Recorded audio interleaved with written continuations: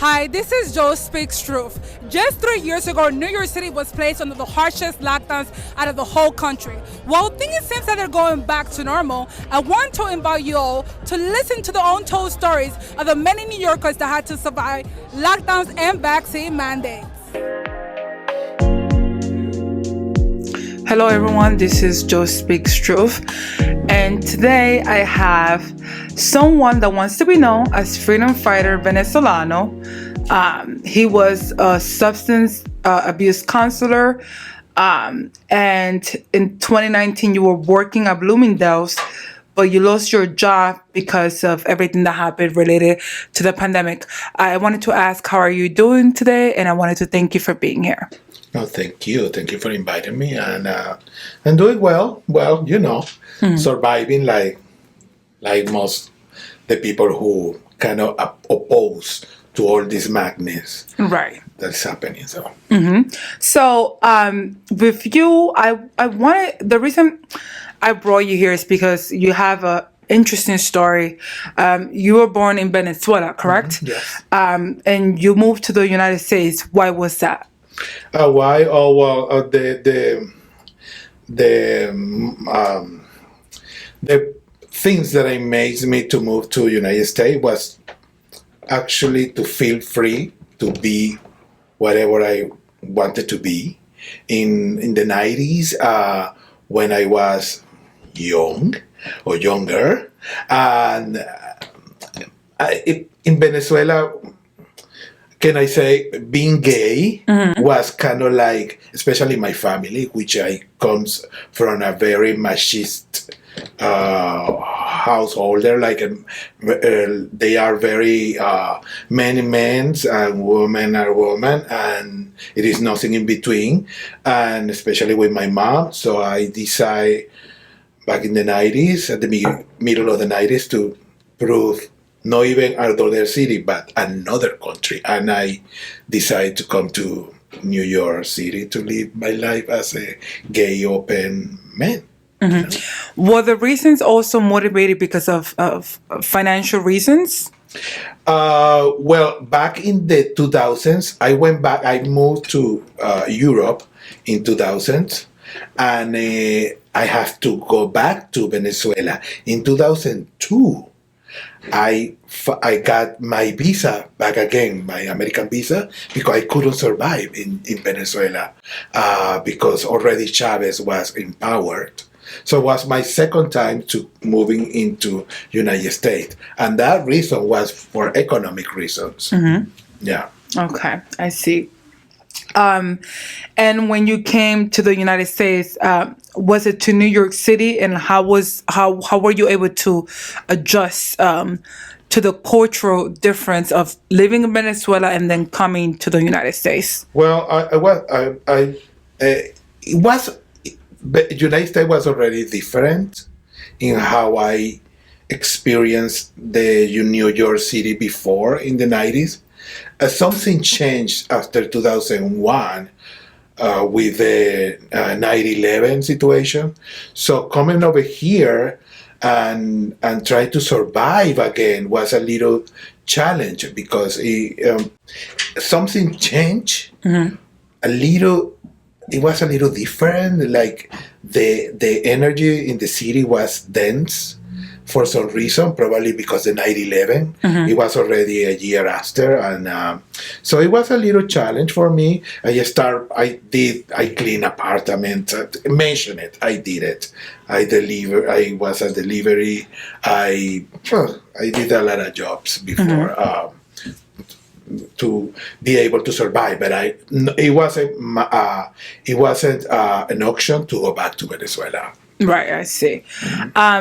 When they announced in 2020 that the world had to be shut down, what were you thinking? Like, there was a pandemic, oh my God, it's a virus that's spreading and it's killing people, and the media was saying that they were trying to figure out what are the proper procedures to take, or safety measures, should I say.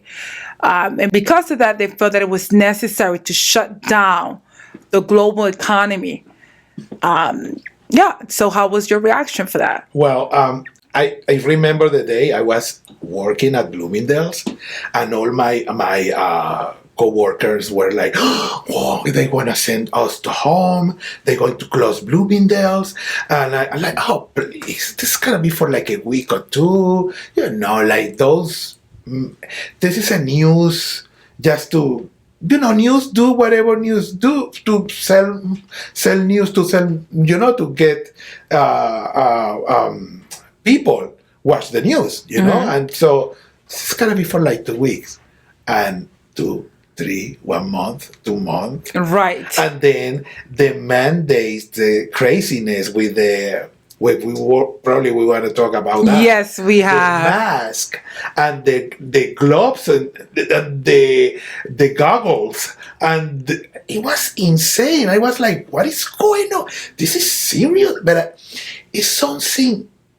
It was like believing it, but knowing the same time, like I don't know how they call it, cognitive dissonance. Yes. Like if something wasn't clear, but I kind of following the everybody everybody were doing, and so it was crazy at the beginning for me.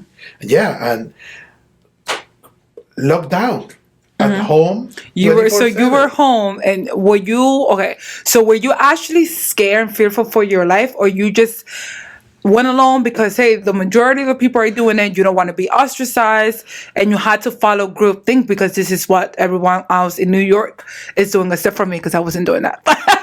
But anyways, no, so you were doing it because you were at some point, at first you were like skeptical because it just hit the news, so you didn't think much of it, and you thought, oh, whatever, it's just everything's gonna finish in 2 weeks.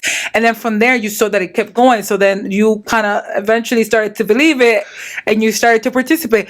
And I saw a video of yours that we need to have those uncomfortable conversations. You were making masks, Yeah.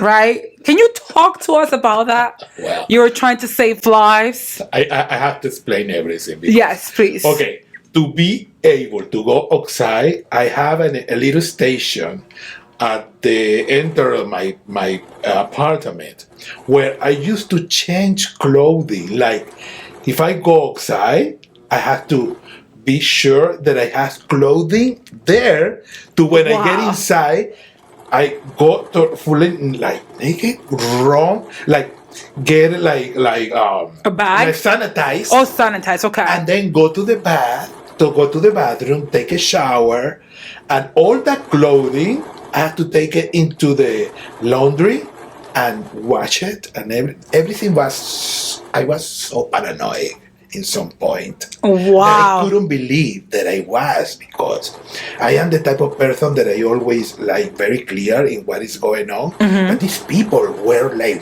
really, Good at convincing people? wow, unbelievable. It was crazy. Did you see the videos of when they were putting the bodies outside of the hospitals to show people like, hey, a lot of people are dying? Yes. You were seeing all of that? I saw this video from Italy where it was piles of dead bodies, supposedly. Like, and I was like, oh my, this is insane. And so people are really dying, and for China, and here in the hospitals. In the same time, I saw videos of nurse talking about that was something weird, something fishy, but those people were canceled from social media. Right, So we yes. couldn't see those videos anymore around, so we were still seeing what the madness going on supposedly around the world. And did you also see the videos? I'm glad that you mentioned the nurses, but did you also see the videos of the nurses that were dancing on TikTok course. while the deadliest global pandemic was taking place? Of course. And when you saw those dancing videos, what were you thinking? Because I was furious. I was mad. Something was not right in that moment. I wasn't aligning with that situation, and I said, "This is something." But you were right. still doing it, right? Of course. I remember, I have to tell you this. I remember one day I went to I was walking on the street with the goggles, with the mask, with the bag. You saw Gloves? the gloves. Yes, I You did. saw the video with the This gloves. is this and is everything. real. Yes, he This was is in real. fact. Yeah. And I was like, so this guy, this homeless guy, he was looking for connection with a human being, and he screamed on my face, and I got so paranoid. Like, oh my God, he infected me. He infected me. And I run home, like taking a shower, and it was insane. It seems happy, it seems funny, but right, I feel ashamed that I really got caught up in this huge manipulation lies that the pandemic made us to believe. But I mean, feeling shame is perfectly normal. But in some shape or form, we have all been deceived, right? Because many people started to wake up in 2020, but I learned a lot of the things about the world and the government back in 2008, and I was a teenager, right? So essentially, we were all born into this matrix, right? The world was already structured for us, and we came in and we were all ignorant, right? And it takes time because, I mean, the government controls the school system, and they have control of the medical health industry. They control the television, mainstream media. They have used social media to spy on us. They gave us the telephone, the cell phones, but it wasn't to make our life better. It was to make it easier for them to track us and to see what we think and how we think and who we talk to. And now they have better ways to spy and surveillance the population through the devices that are promising to give us convenience and make our life easier. But in reality, they actually are dumbing down people, especially the younger generations that are coming up, because during our times, we didn't have cell phones. We didn't grow up with an iPod and a laptop or any of those things. I remember back in my classroom when I was in the 4th and 5th grade, there was only 4 desktop computer for like 30 something kids, and we all had to take a turn, and it was only for special projects. It wasn't for daily use of us using so much technology. But tell us about you making the mask. You had a sewing machine and you were making your mask. I was proud to making a mask. Like I was like, oh, I want to port. I want to do something to help the situation, you know. And I was really Proud doing it, and you saw it. Yes, I saw the videos. Yes, And I was like, oh, making people were making comments. Oh, make one for me. Oh, that's beautiful, and that encouraged me to do it. I like the fact that you used the word encourage.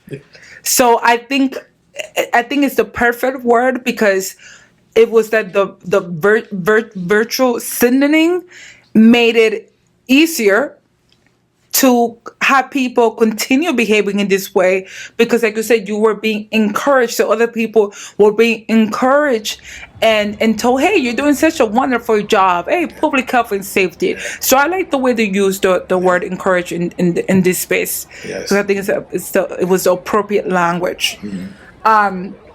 So at one moment, and this is important, and this is not a political question of any kind, right? Because the point of me doing this is to get the uncomfortable conversation going. It is the year 2023, and we cannot pretend as if we were not violated since 2020, and you were deceived, and thank God you were able to wake up, because there's so many other people that till this day are still wearing the mask and still see nothing wrong with what the government did, right? But this question is, at what moment in time did you realize, wait a minute, wait a goddamn second, something is wrong?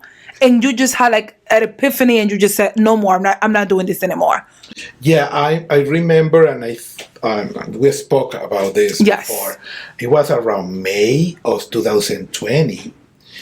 There was the first looter protest rally with Antifa and Black Lives Matter around Manhattan. especially around my area, which is like Midtown, Manhattan, Fifth Avenue. And so when I saw this, I still was with mask on because I went outside to see what is going on. Let me see the protest, let me see Black Lives Matter, but something was not very clear with me about that. I was like, when the media start using this George Floyd assassination as a flag to making a new movement, I was like, this seems familiar to me. It brought me back into the 90s in Venezuela when they used situations like this to put people outside and looter and destroy things and making things right when they were not right. And then when I saw the people walking on the street without mask together, No chanting, 6 feet apart. no 6 feet apart, with the feet on up, and chanting these like very racist things. And I almost the only one with a mask on. I was like, what is going on here? I felt so stupid, Joe, like really stupid. Like I went back home. I took all that station that I had at the door. I took the gloves. I took the mask that I was proudly making to myself, and I threw it in the garbage. I say, how I could be so stupid?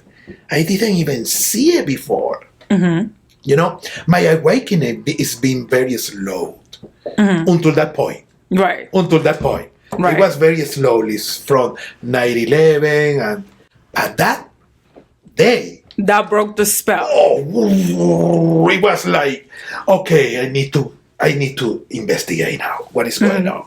And that's how it started. Wow. You know what is so funny about that? In my case, I knew from the very beginning that the government was lying to people, right?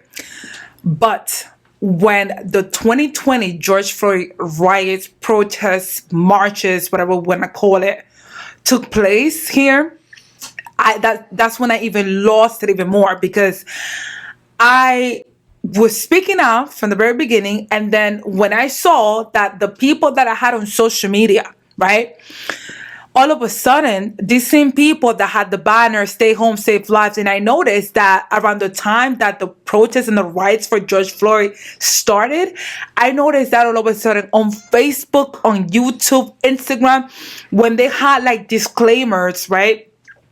As soon as you open up the platform, they had disclaimers about COVID.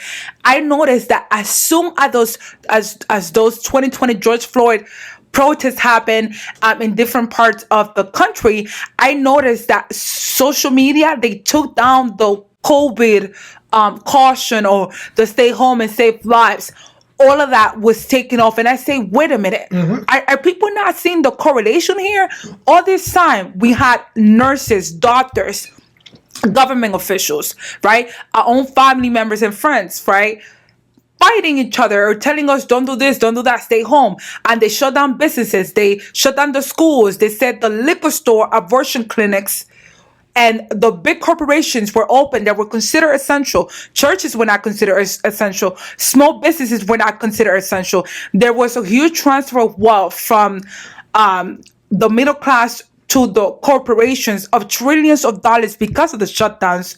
And you're telling me that the same nurses, doctors, government officials, health officials, social media platforms, all these people that were arguing with me for months because I started saying this is complete bullshit. I'm going to call it what it is. It's bullshit. Now these same people are advocating that you go outside, stand close together, no 6 feet, sometimes mask or no mask, because I did see a lot of people wearing masks when they were protesting in the area of Brooklyn that I was living in at that time. But these same hypocrites were telling us, oh yeah, go outside, no justice, no peace, while the government made you guys believe that if you stayed home, shut down your business, give up your freedom, that it was for public health and safety, and it was the right and righteous thing to do. Now you guys don't see like that you're being lied to. And I went off on social media. And I had a nurse that went on my page and said, well, 100,000 people have died. We had to protest for justice and blah, blah, blah, blah, blah. And I'm like, well, if you're supposed to be a nurse and you're telling me that 100,000 people are dying and then you're seeing whatever had a hospital, why would you all of a sudden encourage gatherings? I said, it doesn't matter what it is. If I want to go on a cruise, that's a gathering. If BLM or Antifa, whoever wants to protest, that's a gathering. A gathering is a gathering. You can't choose and pick what you think is good and then what you think is bad. It's hypocrisy. It doesn't make sense. So I'm so glad that you brought this up because it's needed. And I thought that at that moment, I thought that there was going to be a revolution, not for George Floyd, but a revolution for the American people to realize you're being played and you're being manipulated, and it's time for you to stand up. No. Instead, they thought it was better off to go destroy small businesses that had nothing to do with whatever was going on with George Floyd or the police or whatever the hell happened, because I have my opinions on that, but this is not for that. Yeah, they thought it was better to go destroy their own businesses. And one more thing. A week before that, I just start seeing around the city pails of bricks. Pails of brick. Every two corners. With the the yellow how you call yellow stickers, yellow whatever. The caution signs. Yeah. Exactly. The yellow caution signs. The yellow caution signs. And I was like, what is this for? I don't see any construction around here. And every two corners, they have piles of bricks. When the day before, I saw the day after that thing, I don't even remember. I saw the looters with the black station wagon. Like everything was well organized. People agree. wearing in black. In those piles of bricks, they used to stop, take the bricks, and destroy everything. I saw it. Nobody told me that. And I was like, oh my God, this is well planned. So, yeah. And similar things like that has happened in Venezuela, you said, correct? Yeah. And Venezuela was one, if not the richest country in South America at one point, right? And now, how is life in Venezuela now? Since that moment, I said Venezuela was an experiment, because Venezuela was like a United States, right?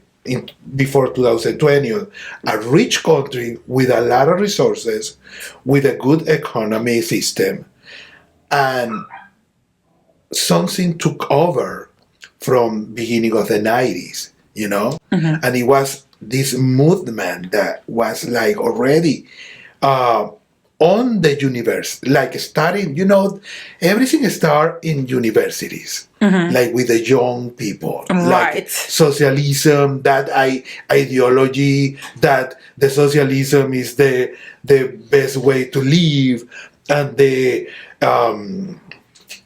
capitalism is the devil. So you have to. So it was creating that movement in silence, getting ready for that right moment, 1992. So if you guys want to check, go and check what happens in Venezuela in 1992, and you will find out a lot of things, a lot of similarities with what happens in 2020. And now Venezuela is financially destroyed. I just came back from Venezuela. It is a bubble of probably 5 or 10% of population who lives in a paradise, like a bubble, like a crystal bubble. But the rest of 95% of the population lives in extremely poverty. Like a really starving, really hungry, it is really sad. I agree. I mean, it is very, very sad. I was born and raised in the Bronx, and sometimes people get fooled by my accent. But my parents were born in the Dominican Republic, and I actually lived there for a couple of years when I was, a child, and that was back in the 90s. And at that time, Dominican Republic was extremely poor. I mean, it was even more poor when my parents were growing up. And so like the roads were made of dirt where I used to live at.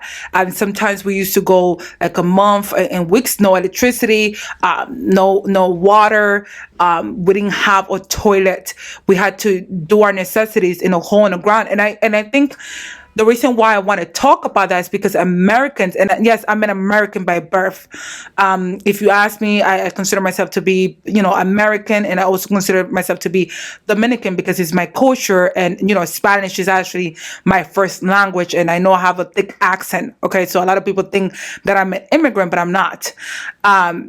It's important to talk about that because when I say Americans, I'm talking about people that are first, second, third generation born here, that they never have lived outside of the US, so they don't know or understand those kind of struggles. And granted, yes, this country has many issues. However, in theory, this is the last free nation standing. There's so many people that come from Venezuela. They come from North Korea. They come from China. And again, yes, this country, the government has done a lot of shady stuff. And I think Americans had been deceived and have been, turned extremely apathetic to the point that they don't even know what's going on in America. They don't know what's going on in other countries. And they don't care because most people are just busy working survival and, going shopping all the time, doing this, doing that, busy working. So they are being distracted with the issues that are right in our faces. And if more Americans were to stand up, then you could potentially save this country and save the world. But just know that they have to destroy the United States in order for the agendas that they have to move forward. And I'm glad that you're telling people what has happened in Venezuela, because if some people didn't know, Venezuela was a rich country at one point. Okay? And now I believe the currency in Venezuela, it's not even good, right? We're using dollars now. See what I mean? We're using the dollars. Wow. The Venezuelan currency disappeared. We're using dollars right now. Wow. And you see how inflation is out of control now. And with the global shutdown, the economy suffered, but it was the 99% that suffered because, like I said, there was $1 trillion transfer to the corporations while businesses were shut down, businesses that were operating here 20, 30, 50 years, unable to open up again. And so this is why I think it's so important to have these conversations, because people need to understand, if you don't stand up and do something, I don't care if you're vaccinated or not, if you like the mask or not, at some point, are you willing to just let these people take over because, you're scared to speak up?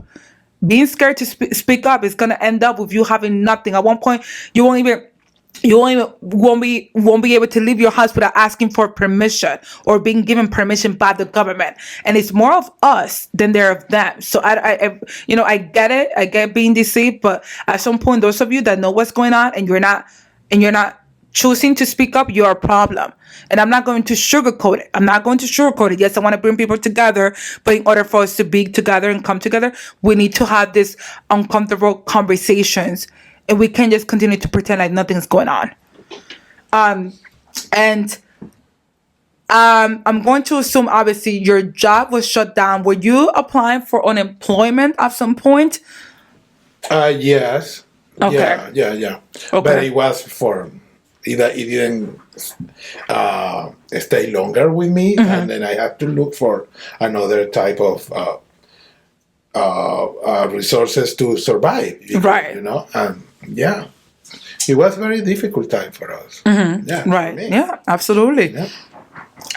And once you woke up and you realized that, wait a minute, I had been deceived. I mean, you said you were walking around. I actually saw videos and pictures of you walking around with the mask, covering up your eyes, the gloves. So proud.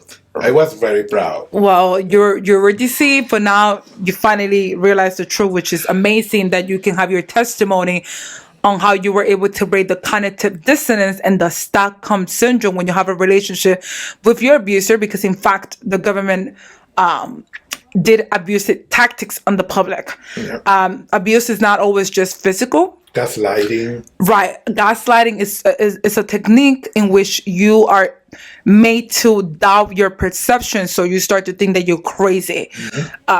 Once you start to question these people, I call them narcissists. Once you start to question these narcissistic parasites that we have in power, they start to make you feel like you're crazy because you're catching on to what they're actually doing.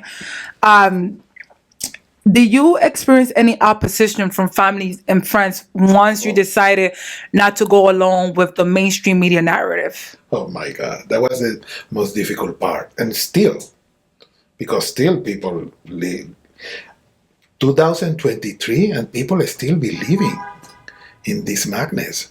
Right. And I had friends who just walk away from me. And family relatives, like, because they look at me like I was crazy, you know, like yeah. And then that was very difficult, yeah. And I was losing the network that I used to have, the whole group that I used to have, the support. I was almost alone until I found this group of freedom fighters Right. around 2021. That day, I was like, God, I am not. How did you find us again? I don't remember. You know, I started investigating. So I was talking with a friend who lives in Canada and a cousin who lives in Venezuela. That was the only connection that I had. So we were waking up together. Some of the one in Canada is being investigated and everything for years. The one in Venezuela, we were like kind of the same, and we were like, oh, look, you need to see this, and I was sending, no, you need to see this video, and in those search, I found the freedom fighter rallies, and it was on Telegram, I think, or Yeah, I don't remember. It could have been on Telegram. Yeah, it could be on Telegram. Yeah. And I saw on Telegram they had the Telegram page, and I was like looking for New York until I found. Are you talking about the worldwide demonstration? Yeah. Exactly. Oh my God! On yes. May So 2021. Okay, so to talk about that, there was a group that I connected with in March 2020. No, I'm sorry. Let me correct myself. March 2021, I came across the worldwide freedom rallies, and they were doing rallies like in Europe, in different countries, and then I noticed that they added like Puerto Rico, Philippines, and stuff. So I said, wait a minute, like I don't see one from New York, even though I started to protest in 2020, and I was very vocal from the beginning in February when most people were scared and didn't know what was happening. So I contacted them. They were based in Germany, and I said, we need to add New York. And like I made this promo video in Union Square, which is when we had like our first, even back in 2020, thanks to Cara, we had an anti-lockdown protest, and every Sunday we used to go to Union Square. But then we had the worldwide demonstration one March 2021, which was like, it was a group of people, but nonetheless, the movement started to grow, and we were able to like join. Basically, the worldwide demonstration, people that were based in Germany, they will pick a date, and on that same date, we will hold a protest in New York since I joined them. And then in Spain, there will be one in Venezuela, there will be one in Philippines, but it was all done collectively on that same day. And then we will post pictures and videos. And that way we were able to spread our message to let people know, like, wait a minute, there's a resistance here in the USA, especially in New York, because a lot of people were believing that we were all going along with the agenda, and at some point people like yourself, you were going along, but then you woke up, right? Because the hospitals here, the health officials, the propaganda here was out of control. I'm telling you, it was everywhere, on the bus stop, on the train stations. They had illustrations, like I said numerous times: if you put on a mask, you're good, and if you don't wear a mask, you're a bad person. And they had even illustrations saying that you and I sitting like this and not being 6 feet apart, not wearing a mask, was bad, and it was a sign of being disrespectful. If you put on the mask, that was a sign of respect. And if you had to look at it, if you talk about psychology and marketing, about millions or billions of dollars goes into the how do you call this industry? Advertising industry. And it's for a reason. They use certain colors, they use certain words that they know that when a person looks at it, it's going to have some kind of impact on them psychologically, emotionally, and spiritually. And it's going to make them want to react a certain way because, hey, we're part of society. If I don't wear this mask, people are going to look at me and say that I'm a bad person. So I want to fit in. I want to belong to the tribe and to the group. So therefore, I'm going to go along with this, even if I don't want to wear the mask. Because like you said, you felt alone. Yep. Until eventually you found more like-minded people. And I'm not saying that we all believe the same things, but when it came to this, regardless if we had our differences, this is one thing that we were like, no, we're not doing this bullshit. Yo, I don't know if it happens to you back then, and still in some point. But I was asking friends, like, what are you using the mask? No, because I don't want people to think that I am a Republican. Oh my gosh. Did it happen to you? No, so well, I am a registered Republican, even though I'm not here advocating for left and the right, because both sides are definitely to blame for everything that's been happening. But I'm just saying, like, that's my political affiliation. So no one really told me that. Like, I was pretty blunt on social media. I let people know this is my political affiliation. I don't care what you think about it. But however, I'm glad that you bring that up, because that was definitely weaponized against people. A lot of people were scared to be called a Trump supporter, to be associated with the MAGA movement. And yes, in fact, especially here, since New York, from a political standpoint, it tends to be more liberal. That was the weapon that was used. They even started calling people like you and I. Mind you, I'm Dominican, I am of African descent, and you are Venezuela. We're Latino. I'm Afro-Latino. My father was black, and my mother is white. Right. Mixed. But they still did start calling us white supremacists. Do you remember that time that we were, well, okay, so I'm going to incriminate ourselves a little bit here. So we were doing advocacy. Yeah. It was myself, you, and 2 other people, and we were taking down the propaganda that they had on the train. And then we were posting stickers with information from the White Rose. And this gentleman, I don't know if I should call him a gentleman, because he was really crazy. Yeah. So we're walking, and I see that there's like a police car, like that's driving kind of like behind us. And I'm like, I told you guys, wait a minute, I think the police is following us. And I was proven right. And then we stopped or whatever, because the police eventually told us to stop. I was like, what is going on? And then the man, he's called us, what was it that he called us? Terrorist. He called us terrorists. Yeah. And he was saying, they need to be arrested. Those are terrorists. Yes. I was crying. It was hilarious. And then he was saying, my tax dollars paid for that advertisement. And of course, he was wearing a mask or whatever. But the reason why we did that, and some people might disagree with that, but the reason why we did that, it was because, again, the propaganda was intense, and they were telling us that not having a mask on meant that you were a bad person. And so psychologically, what kind of message does that send to the people and to children that are seeing that? Because how else are we able to relate to one another? We were not, granted, we were wearing clothes, but as far as the mask is concerned, that's our individuality. That's the way that we can have empathy. That's the way that we can see our smiles and talk. What people spoke to me with this mask on, I used to feel like, what? I can't hear. What are you saying? So, it was just really, really crazy. It was really, really crazy. It was really, really bad. And so, yeah, we were called terrorists. I mean, it was funny though, but Crazy. I mean, the cops were The super cops cool, were like, and one of the cops knew me, so but they were pay attention. Yeah. I know that you are not doing anything wrong, so. They were like, just wait till he goes away. Whatever. So the cops, and I'm not trying to put the cops on the spot here, but the cops were actually like, first of all, they were not even wearing masks. That's number one. And number two, the cops were like, whatever, like they didn't care because they knew why we were doing it, and low key they were in support of what we were doing, so it was We fine. were trying to wake people up, Right. So. Exactly.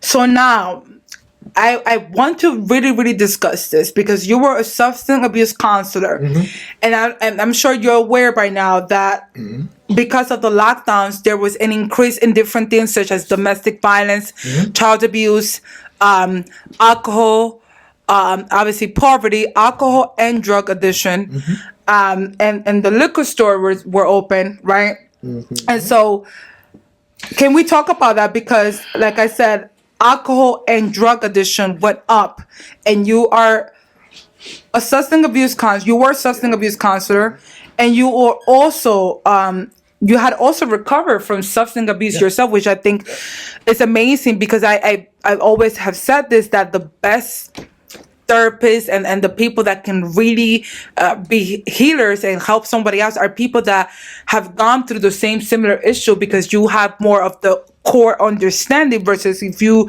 just go to school and read a textbook.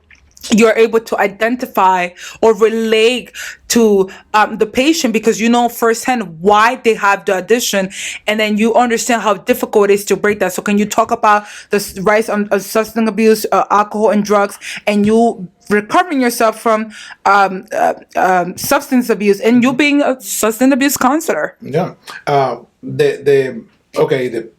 Because I was already sober for so many years, I decided to why not to work in this field and try to help other people that have the same condition, the same problems. So I decided to go to school, and I graduated into a drug case active drug counselor. And so I was looking for a job. Actually, I think in this area, I was at some point I got an interview for working in one of those facilities around here, but it was too far away from me. But I ended up working in the Bronx anyway. So I went to work in the facility. I don't want to say names, and you don't have to. You don't have to. And I started working, and I noticed there was like a circle, like the system have a pattern. They put these people in those facilities. They give medications who in some point those medications maintain the addiction without showing that they are giving the same. So it's kind of like a circle. These people go outside, they continue, they think that they are sober, but in the same time, they need that medication. So at the end, they create relax. another dependency. Is that what you're trying to say? Exactly. And they end up going back to this place again. I see. So they're going to a facility for help, and then they end up giving medication to allegedly help them cope with whatever addiction they have, and then they end up getting addicted to something else. So there's double, I guess. Yeah, it's like dependency. I one of my job was to provide the medications who were helping to each individual. They kind of. They have different medications for different. I don't want to name the medication. No, you don't have to do that. But they were obvious. Try to reduce the used. It was kind of like giving the same drug, but in different small amounts and legal. Wow. And I was like, "What a minute! What I am doing here?" So I started like thinking, do I helping these people, or what is or helping the system. So 6 months later, I quit, and that's how I entered into a different field, which was in Bloomingdale's. Which I was like, I don't want to be caught up in this. It's something fishy that something inside told me, get out from this. But you still have the licenses required to be. But you were initially. But I don't want to. I don't. With the system right now, you don't want to deal. No. I understand, but you were initially going into that field because you yourself had experienced that, and you really thought you were going to help people. So I just wanted to make it clear that you went in this field with the intention of helping other people heal in the same way that you were able to let go of whatever substance abuse problems that you had. So I admire that about you, because I totally understand that so many people are naive and just go into like whatever, and it ends up not being what you thought it was going to be. But go ahead. No. When you are in a process of sobriety, you helping people help you. Like, for example, we have a sponsor. Sponsor is somebody who guide you into 12 step and 12 traditions and the foundations of the sobriety. And also you helping other people. They becomes sponsees. You know, you helping them through the same process. So what somebody gave you, you ended in giving to somebody else or to the group. So I thought, if I'm doing this for free, why not doing it and getting money for it? And so that's why after I studied and I entered into the system, I was like, no, this is not the same. You know? So, yeah. And what do you have to say about the fact that after the lockdowns, drug and alcohol addiction went up? Why do you think that was? Wow, because it was so much time, free time for everybody, you know? And the only way, I'm pretty sure the only way people could manage the madness that were around was to consume. Drugs, alcohol, food, everything. All the addictions went high because that was the only way you manage the insanity that were around. You know, I'm sure. Yeah. And also the therapists right now, they're probably making a lot of money too.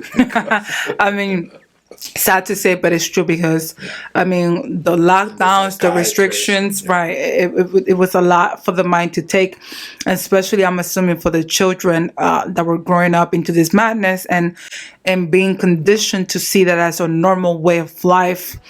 And living in fear does the body nor the mind any good. So there's that. But with that being said, I also want to talk about you had I think you had a support group that was tied up because of the people that you had met when you were seeking help for the substance abuse problem that you had. And when you spoke about this, people were not treating you well, correct? I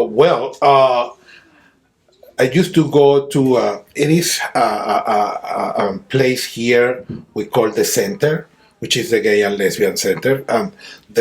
The center is where the whole meetings that I use that center for go to meetings, you know, like when the lockdown happens, probably a year later they reopen it, but they reopen it with restrictions, you know, like I was already awake, you know, so there's no way that you want to put a mask on me. So the only way that I could get into the place was to put a mask on and showing my vaccination card. And I didn't have both, so I couldn't get in. Like I was segregated in some point from my same group, you know, and it was kind of It was sad. Did you know those people for years or months? Of course. And they just, because of the restrictions and the public health and safety, mask, and now asking people for proof of vaccination, you were just so, okay, I might have known you for years, but now it's over because of you're not doing what we are told to do by the government, who's not our parent. And now we just don't care that we knew you and we had conversations with you prior to 2020. Everything was fine, but now we're just not going to talk to you. It was that easy and simple to discard you. Like that, Well, not surprised. Some of them now are talking back to me and like, now you're talking to me. Have they said anything about what happened? Have their eyes been open? It's like nothing happens. Oh, okay. They don't even apologize about the actions. Do you think that some of these people were actually aware that their actions was causing you pain and harm, or not just to you, towards anybody, that they were not allowing to enter the space because of the public health and safety restrictions that were placed here in New York City? Until today, they think that they were doing the right thing too. And you think there's nothing that would convince them of otherwise? I don't think so. Wow. Well, they are into the matrix, like very deep. Right. It's a cult. Those are the same tactics that are used to get people to join any type of cult. And this was a cult. I'm going to call it for what it is, and I hope that people that have been brainwashed and that are still brainwashed wake up from the cult. And I think in order for us to really be able to like let go some of the things, there needs to be an apology. There needs to be a serious conversation. But however, if someone asks for forgiveness, you can forgive them if you are at that stage of your spiritual journey. But that does not mean that you allow someone back into your life just because they say that they're sorry. Their actions had to prove to you that they are serious, and there has to be a consistent behavior change before you just take anybody back. And also remember that sometimes some people are just not meant to just stay in your life forever. Sometimes you meet people for a season or a reason, or because they were teaching you a lesson. So with that being said, what is the message, your last message that you have for the world with everything that has happened? What do you want to say to just close this down and just put like a summary of this? Wow. Open your eyes, wake up, investigate. Mainstream media are lying 100%. So turn off the TV and go investigate. Don't be lazy. Don't let the government rules. You have the power, people. Like we, the people, we have the power. So just take the power back. Take the power away from the government and from the mainstream media on those liars, those psychopaths, narcissistic psychopaths, because that's how they are. Yes. Yeah, narcissistic psychopaths. And take the power back. Investigate. Don't give your freedom away so easy. Just, I don't know. Yeah, I think that's the message that I can give right now. Well, thank you so much for being here, Freedom Fighter Venezolano. Your story is definitely needed, right? Because you're coming from Venezuela. You came to the United States. You were seeking financial opportunities here. Venezuela used to be a rich country in South America. It is no longer rich. Most of the people are living in extreme poverty, except for the ruling class that lied to the people and told them that through socialism that they were going to have equality and that it would be better for everyone. But now we see the consequences. And then you were part of the cult, the COVID cult. Yeah.